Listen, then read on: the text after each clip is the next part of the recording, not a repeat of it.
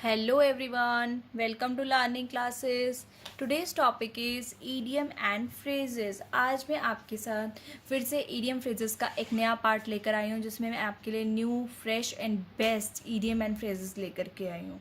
ठीक है, इससे रिलेटेड ऑलरेडी जो है वीडियोस चैनल पे अपलोडेड हैं, आप चाहें तो उनको देख सकते हैं. उसमें आपको बिल्कुल अलग इडियम फ्रेजेस मिलेंगे जो कि इस वाले पार्ट में नहीं है. वो अलग इडियम फ्रेजेस हैं और वो भी बहुत बेस्ट है, आपके लिए हेल्पफुल है अगर आप किसी कॉम्पिटिटिव एग्ज़ाम की तैयारी कर रहे हैं या कुछ भी आप आगे एग्ज़ाम्स देना चाहते हैं तो उससे रिलेटेड बहुत सी चीज़ें आपने को उसमें मिलेंगी. ठीक है, ऑलरेडी इसकी प्लेलिस्ट है चैनल पे. चलिए देखिए क्या होते हैं इडियम फ्रेजेस. इडियम फ्रेजेस होते हैं इडियम मुहावरे, फ्रेजेस, वाक्यांश. ठीक, जैसे हम जानते हैं, यानी कि जो लिखा होता है उनका मीनिंग एग्जैक्ट टू एग्जैक्ट जा भी सकता है और मोस्ट ऑफ द केसेस में नहीं जाता. तो उनका हमें मीनिंग समझना होता है. जो इंग्लिश के मुहावरे हैं एक तरह से. ठीक, जैसे मैंने बोला मेरी आंखों का तारा, तो उसके लिए हम बोलेंगे an apple of my eye. ठीक है, दो पंथ एक काज, kill two birds with one stone. इस तरह से हम लोग जो है बोलते हैं इन इंग्लिश. तो उनका मीनिंग जाता भी है कई बार सेम टू सेम, कई बार नहीं जाता. चलिए स्टार्ट करते हैं. Let's start. First, a big shot. A big shot का मतलब होता है इम्पॉर्टेंट पर्सन या पावरफुल पर्सन. दोनों ही पर्सन्स के लिए हम बिग शॉट कह सकते हैं. कोई पर्सन जो बहुत इंपॉर्टेंट हो या कोई पर्सन जो बहुत पावरफुल हो. ठीक है, दोनों केसेस में आप कह सकते हो a big shot, he is a big shot. ठीक, जैसे कि एग्जांपल है, he is trying to become a big shot. वो एक पावरफुल पर्सन बनना चाह रहा है इन द मोर्टगेज बिजनेस. अब यहाँ पे मोर्टगेज बिजनेस में है वो और बहुत पावरफुल उस बिजनेस में बनना चाह रहा है, बहुत इंपॉर्टेंट अपने को बनाना चाह रहा है. ठीक है, तो उस केस में आप कह सकते हो he is trying to become a big shot. ठीक, next is go up in smoke. Go up in smoke मतलब धुएं में जाओ. नहीं, धुएं में नहीं जाना. इसका मीन है बी डिस्ट्रॉयड. बी डिस्ट्रॉयड मतलब कोई चीज़ है जो कि आपकी बहुत डिस्ट्रॉयड हो चुकी है, बिल्कुल डिस्ट्रॉय हो चुकी है, ख़त्म हो चुकी है. इस तरह से हम होगा तो उस केस में आप कह सकते हो गो अप इन स्मोक. जैसे when the business went bankrupt.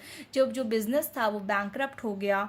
20 year of hard work went up in smoke. तो उस बिज़नेस को खड़ा करने में, इस्टेब्लिश करने में, चलाने में 20 साल लग गए थे, लेकिन वो यूं ही जो है went up in smoke means एकदम से ही डिस्ट्रॉय हो गया, पूरी तरह से ख़त्म हो गया. तो उस केस में आप कहेंगे गो अप इन स्मोक. ठीक है, next is by heart. By heart हम कई बार कहते हैं कि ये तो अरे मुझे बाय हार्ट याद है या ये उसे बाय हार्ट आता है.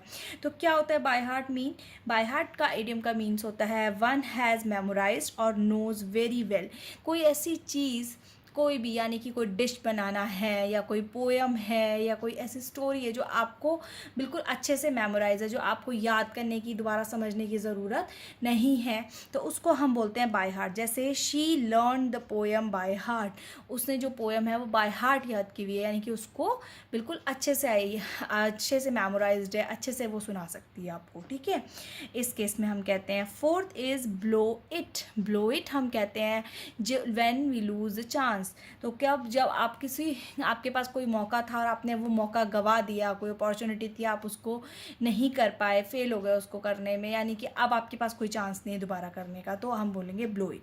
जैसे that was a great opportunity but now I have blown it. वो जो थी एक बहुत अच्छी अपॉर्चुनिटी थी मेरे पास, लेकिन वो अपॉर्चुनिटी अब क्या है, मैं खो चुका हूँ. ठीक, next is draw the line. Draw the line means एक लाइन ड्रॉ करना. नहीं, एक लाइन ड्रॉ नहीं करनी है आपको, इसमें एक लिमिट सेट करनी है. यानी कि हम कोई भी काम करते हैं तो उसके लिए कोई लिमिट सेट कर देना. किसी से कोई बात करनी है तो उसके लिए कोई लिमिट सेट कर देना. एक लाइन ड्रॉ कर लेना कि मुझे इस लाइन के बियॉन्ड नहीं जाना है. ठीक है, इससे ज़्यादा मेरे को किसी को कुछ नहीं कहना है या किसी को इससे ज़्यादा आने नहीं देना है एंटर. तो उस चीज़ को हम कहते हैं ड्रॉ द लाइन. ठीक है, sometimes he found it hard to draw the line between work and pleasure. कभी कभी किसी के बारे में बोला गया है कि कभी कभी वो जो है हार्ड बहुत मुश्किल हो जाता है उसको एक लिमिट सेट करना अपने काम और प्लेजर के बीच में. ठीक है, तो वो इतना काम करते हैं कि उसको मुश्किल हो जाता है एक सेट करना लिमिट सेट करने के केस में हम कहेंगे ड्रॉ द लाइन. ठीक, sixth is false alarm. False alarm means alarm बजा देना झूठ में. नहीं, अलार्म नहीं बजाना है. कई बार हमें ऐसे सिग्नल मिलते हैं कि अरे ये चीज़ होने वाली है, लेकिन वो जो होता है फॉल्स होता है. मतलब हमें ऐसा लगता है कि अरे ऐसा हो गया है, लेकिन ऐसा नहीं होता है, that is untrue signal. Untrue signal mean सच में ऐसा कुछ नहीं होता है, लेकिन अनट्रू है, झूठा मूठा हमें ऐसा लगता है कि अरे ऐसा हो रहा है, उस केस में हम कहते हैं फॉल्स अलार्म। जैसे the fire service was called out but it was a false alarm. Fire service को बुलाया गया बट जिस काम के लिए बुलाया वो क्या थी, फॉल्स अलार्म, यानी कि कुछ भी नहीं हुआ था, ऐसे ही लगा होने की कुछ हो गया तो बुला लिया गया। ठीक, next is break someone's heart.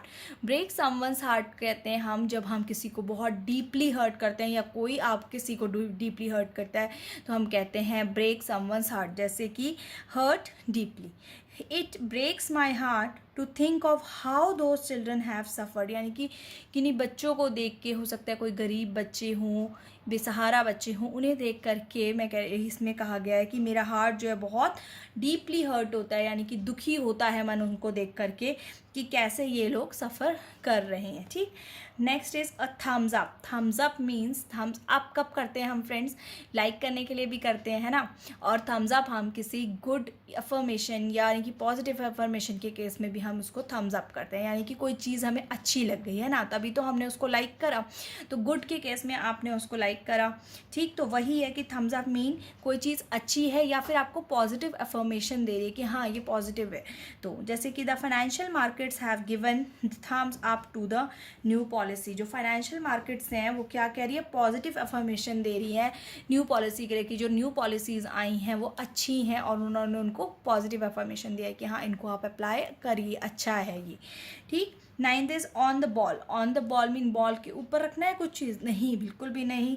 Alert and aware of what is happening, कोई चीज़ जो हो रही है या होने जा रही है उसके बारे में बिल्कुल अलर्ट अवेयर रहना कि क्या हो रहा है क्या नहीं हो रहा, उसके बारे में पूरा जागरूक समझना कि क्या चीज़ हो रही है इस वक्त, क्या नहीं हो रही है। ठीक, I didn't get much sleep last night, मैं कल रात को ठीक से नहीं सोया। So I am not really on the ball today, तो मैं इसलिए आज जो है बिल्कुल भी अलर्ट और अवेयर मोड पे अपने नहीं हूँ कि क्या हो रहा है क्या नहीं, तो रात को नींद उसकी पूरी नहीं है, तो इस केस में वो कह रहा है कि कुछ भी मेरे को समझ में नहीं आ रहा है। ठीक है, अलर्ट या अवेयर वो है ही नहीं। Last one is do one's best. Do one's best होता है अपने से बहुत अच्छा करना, इतना अच्छा कि अपना पूरा हार्ड वर्क, पूरी मेहनत उसमें झोंक देना। जैसे कि ट्राई वेरी हार्ड, कोई भी काम करना तो हम कह सकते हैं ट्राई वेरी हार्ड। कोई एग्ज़ाम देना तो हम कह सकते हैं कि डू वंस बेस्ट। क्या कि मतलब आप अपने एग्ज़ाम में बिल्कुल अपना पूरा 100% दीजिए, उससे भी ज़्यादा, जितना आप अच्छा कर सकते हो उतना ज़्यादा। ठीक, जैसे एग्जाम्पल है one should do one's best for the country. एक व्यक्ति को अपनी कंट्री के लिए पूरा अपना अच्छा योगदान देना चाहिए, पूरा हार्डवर्क, पूरा जो भी वो कर सकता है वो उतना उसको कार्य करना चाहिए, हार्डवर्क। ठीक है ना, तो उस केस में हम कहते हैं one's best, do one's best. ठीक है, तो होपफुली फ्रेंड ईडियम फ्रेजेस से रिलेटेड ये वीडियो आपको पसंद आई होगी। पसंद आए तो लाइक करें, शेयर करें और चैनल लर्निंग क्लासेस को सब्सक्राइब करें। इससे रिलेटेड और भी पार्ट्स चैनल पे अवेलेबल है, उनको भी प्लेलिस्ट में जाके एक बार ज़रूर वॉच करें। Thank you.